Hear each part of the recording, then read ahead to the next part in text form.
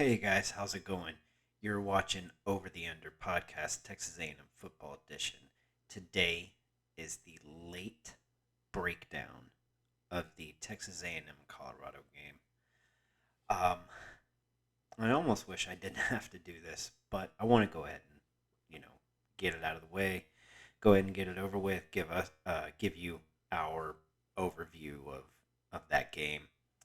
Um, didn't really go as expected, and of course for Texas A&M, they lose Haynes King, their starting quarterback, for several weeks. It looks like through probably, best case scenario, probably week 6, week 7 is what I'm hearing. That's best case.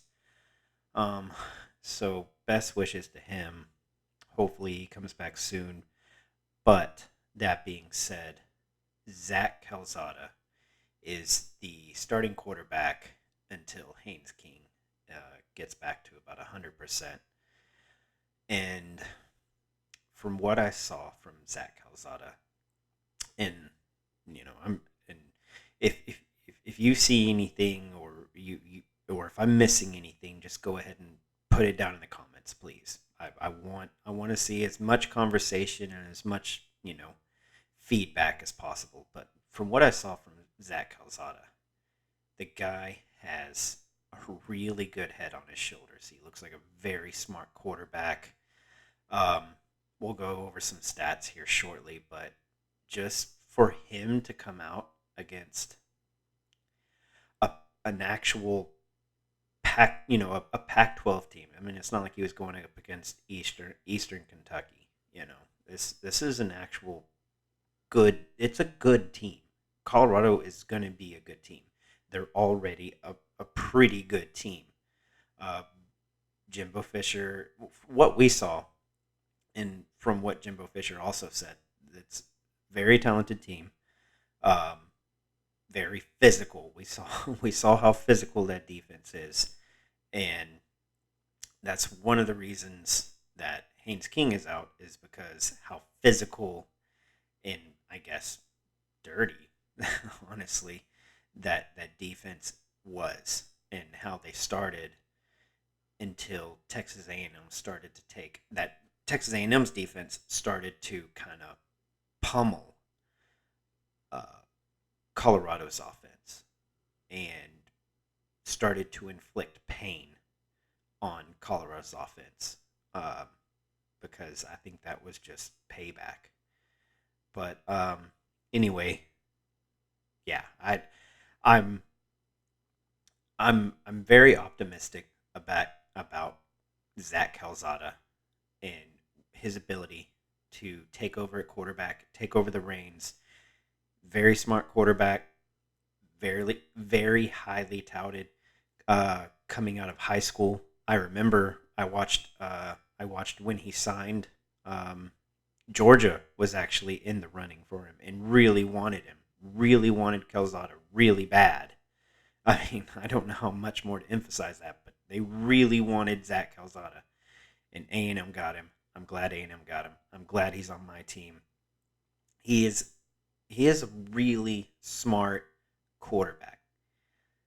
The only reason, in my thought, the only reason that Haynes King got the starting position is because, for one, he's a running quarterback. He can also pass. Haynes King can also pass, but not nearly as well as what Zach Calzada. And we saw that Zach Calzada has an arm, has a cannon, and I'm all of us saw that when he settled down. He was able to make smart decisions.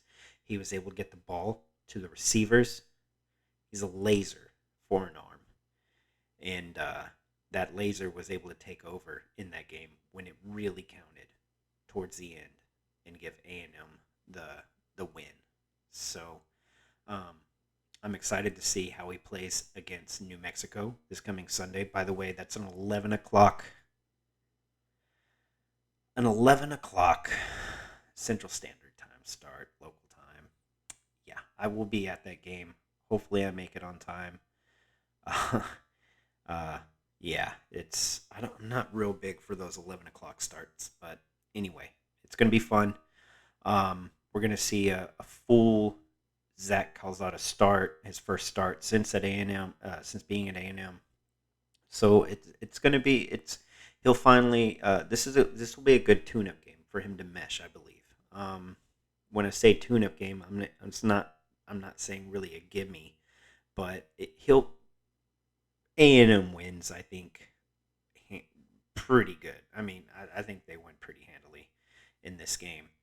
Um, I think Zach Calzada has a really good game. But let's go through some of the stats from this past Saturday. So Zach Calzada went 18 for 38, 183 yards passing, a 4.8 average, so just under 5 yards per pass, one touchdown towards the end of the game, which was probably the biggest play of the game. The way that pass was, it was beautiful to Spiller. It was great. Zero interceptions.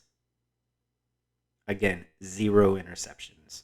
He came in, took over for Haynes King, had no idea he was going to play, and threw zero interceptions. Sure, he made some mistakes, staying in the pocket too long, leaving the pocket too early. But then again, that defense in the first half, Colorado's defense in the first half, was able to disrupt Zach Calzada's timing. They were. And the offensive line has got to play a really good game this weekend, really protect, and for the next several weeks. They are going to have to play better. That's a really good offensive line. Very young offensive line, but a very good offensive line. But they're going to have to play better. Just bottom line, they're going to have to protect Zach Calzada. Quarterback rating of just under 50 for that game. Zach Calzada had a quarterback rating of just under 50, a 49.9. On the other side, Brandon Lewis for Colorado he went 13 for 25 in passing, 89 yards, 3.6 yard average per pass, zero touchdowns, one interception, quarterback rating of 49.1. That's what Texas A&M's defense was able to do in the second half, because we all knew that all the momentum was on Colorado's sides in the first half. Slowly, A&M was slowly starting to gain momentum towards the end of the first half. They were able to kick the field goal, get points on the board. A&M's defense just kept them in the game the entire time. Allowed Calzada to gain composure, get used to timing and everything else, and he was able to take A&M down the field several times, but unfortunately only score once, but at least they scored to win the game. Let's see. Achane had a really good game. 9 carries, 50 yards, 5.6 average. His long was 15 yards. Pretty good day. Zach Calzada also had some carries. He had 7 carries, 28 yards, 4-yard average. His longest was 12. Not bad. As the game went on, he knew when he would need to leave the pocket. Now, when he first came in, he was leaving the pocket a little too early or a little too late. Colorado was able to disrupt plays, disrupt his timing, but later on in the game, he was able to gain composure and grasp the game. As a good quarterback learns to grasp the game that he's in. And he was able to do that. He was flustered at first, but he was able to come back and grasp the game. Isaiah Spiller, 8 carries for 20 yards, 2.5-yard average per carry. His longest was 6.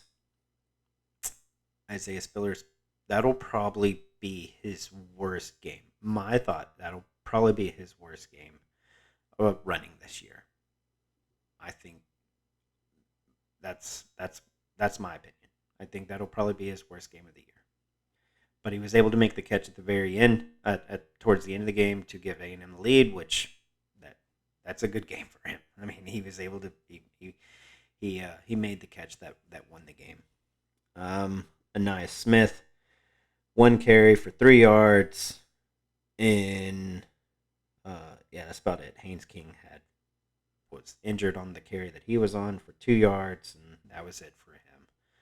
On the other side for Colorado's rushing, Brendan Lewis, 9 carries, 76 yards, 8.4.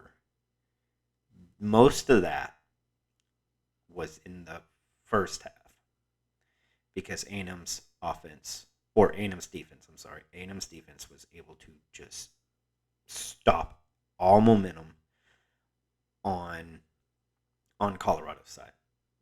Zero. They had nothing. Anytime that it seemed like Colorado was trying to do anything with the ball, A&M snuffed it out. That was it. Jerick Broussard, 12 carries, 51 yards, 4.3 average, 1 touchdown. And Alex Fontenot, 12 carries, 39 yards, just under 3.5 per carry, no touchdowns. And that's going to be about it for the rushing. Let's get to the passing. Jalen Wademeyer for A&M, 4 receptions, 66 yards, no touchdowns, 16.5 average. Not bad. That's pretty good for Jalen. After Calzada was able to gain his composure, grasp the game, he was able to get the passes where he needed it, and Jalen Wademeyer was his main target, really. I mean, and for I think if Haynes King, it would have been the same way. And it was the same way last year. Jalen Wademeyer was a security blanket for A&M, and he will be again this year. That's the way it's going to be. That's my thought. That's the way it's going to be. It's going to remain that way as long as Jalen Wademeyer on this team. Isaiah Spiller, 6 receptions, 56 yards, 9.3 yard average per reception, and a touchdown that came towards the end to win the game for A&M. His longest was 18. Devon Achane, 3 receptions, 24 yards, 8 yards per reception on an average. Longest was 25. Chase Lane had 2 receptions, 19 yards, 9.5 average. Anais Smith, 3 receptions, 19 yards, 6.3 average. And Caleb Chapman had 1 reception for 7 yards. On the other side, Daniel Arias, 3 receptions, 37 yards, 12.3 average, no touchdowns. They did not have a touchdown receiving. Yeah, I believe their only touchdown was, on the ground. Brady Russell, 3 receptions, 20 yards, 6.7 average. Dimitri Stanley, 3 receptions, 19 yards, 6.3. Brendan Rice, 2 receptions. 2 receptions, 10 yards, 5 average. Chase Penry, 1 reception, 2 yards, 2 yard average. And Jerick Broussard, 1 reception, 1 yard average. A&M was able to stop pretty much anything that Colorado did in the second half, took over the game. That defense is monstrous for A&M. And I think when SEC play comes, it it will remain that way. We were saying, and also some local media around here in Dallas and media, SEC media, they were saying that from what I was hearing, A&M was going to be a top defense. I was thinking top 2, and it looks like it's going to be that way. I think it's going to stay that way. They need to clean up some stuff in the run defense with that passing defense. So that's big, and that's something we haven't seen in a while. A pass defense like this. Tougher competition's coming up really soon. We have Arkansas in another week, and we have SEC competition coming up in the next several games through the rest of the season, and it's going to get a lot harder. Zach Calzada is going to have to be on his top game, but in Zach we trust. That's the way it's going to be for in my opinion, probably maybe the rest of the season, or it's going to be most of it. It really will. But I have a lot of faith in this kid. He's really good, and he's gonna impress a lot of people without a doubt. Anyway, like I said, A&M's next game is on Saturday at 11 o'clock Central Standard Time. Be ready. It's an early game. Go ahead and eat breakfast. Get everything ready. For those of you going to the game, hey, I'll be there too. It's going to be a loud one. A&M fans are going to show up. From what I heard, a lot of A&M fans, Aggies, were at the Colorado game. It was loud. I was listening to it on the radio while watching it on TV because I can't stand the TV announcers. I can't do it. Turn that volume all the way down. Turn the radio volume up. Listen to it that way. That's the way I got to do it. I get really frustrated during bad games, so that's the way that it helps me. Anyway, guys, like and subscribe to the channel. I'll be back here in a day or two to break down New Mexico, go over some stuff there, and I'll see y'all soon. Giggle.